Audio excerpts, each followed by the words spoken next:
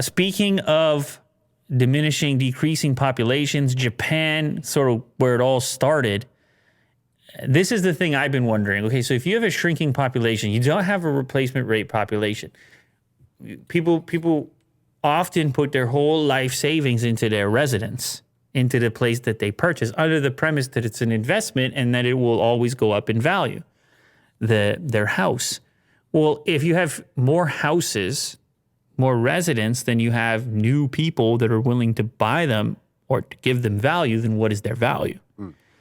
Apparently in Japan, there are more than 8 million empty homes, and governments are selling them for as little as $500 in order to lure residents. So maybe, Willie, you got to pack up and just, because you like Japan anyway. Yeah, I was thinking about it. Like back in maybe 5 years ago. Lived there for like a year. You took this too seriously. No, it is serious. I was thinking about it. I love Japan. It's great. $500. I don't think they're going to make it available to you because you're an outsider. I think they go to the locals first. Oh. The Japanese government is looking for people to occupy 8 million empty homes. Authorities are giving away free houses and renovation subsidies to incentivize move-ins. Some provinces even have Akaya banks, which are listings of vacant houses available for sale. So, like, that's the word that they use locally for vacant properties. These are on the outskirts of Tokyo, the vast majority. Apparently, the prefectures of Wakayama, Tokushima, Kagoshima, and Kochi have home vacancy rates of more than 18%. Oh. It's huge. 20%. So on your street, right, you're walking down your street, every 5 houses, one in every 5 houses is empty. It's 20%. I mean, these are nice houses, though. You would take that one right there. It's open and a lot of light. Looks generally pretty clean. That's a vacant place right there. $500. Yeah, I'll take it. You got to be on the outskirt prefecture, though. Sure, yeah. Is that all right? Oh, yeah. I like nature. Yeah, you're going to have to get to, I mean, you're going to be in a smaller town. You're going to have to get to know the locals. Well, I'll buy up the neighborhood. $500 a piece. That's great.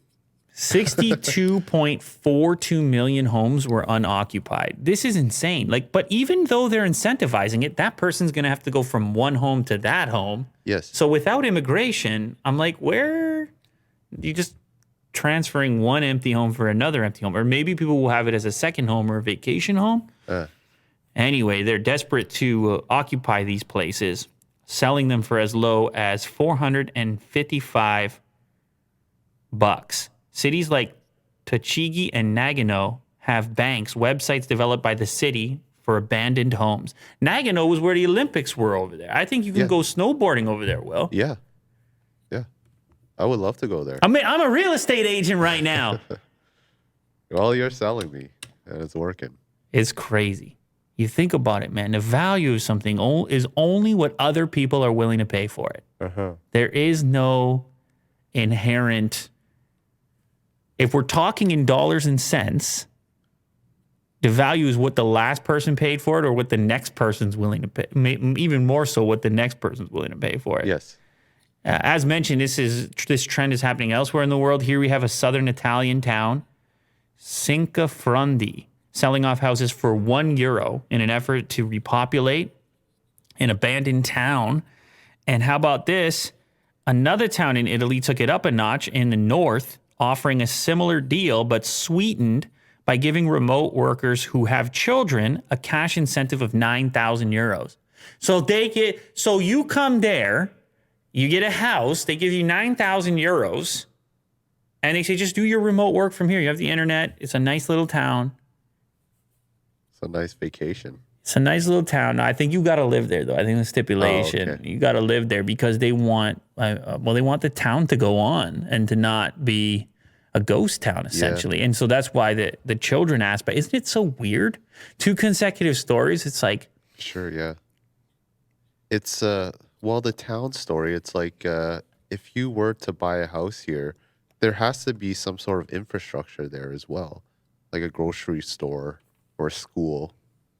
can't just have it like unoccupied. And right? and that's the thing. The longer it goes unoccupied, and the more places that get abandoned, the more impossible it becomes to Exactly. run the services.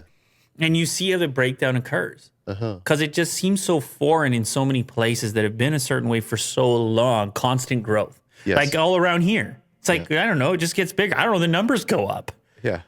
but that's But we need people. it's to kinda immigration, fill right? it. It's Yeah. mostly around here. It's mostly immigration that has led to that. And so you take it for granted. You're like, oh yeah, there's unlimited people. Just keep people forever. And it's like, oh wait, go to the southern Italian town of Cinquefrondi and they're desperate for people. Yes. Yeah. So, but remote work might change that. Remote work Sure, could be yeah. cool if you get the fat internet connection. Elon puts the Starlink in up there, and next thing you know, Have a this, couple friends. this fly podcast is places. coming at you from the south of Italy. Oh, can we do that? I'm just saying. I'm just saying. That'd be great.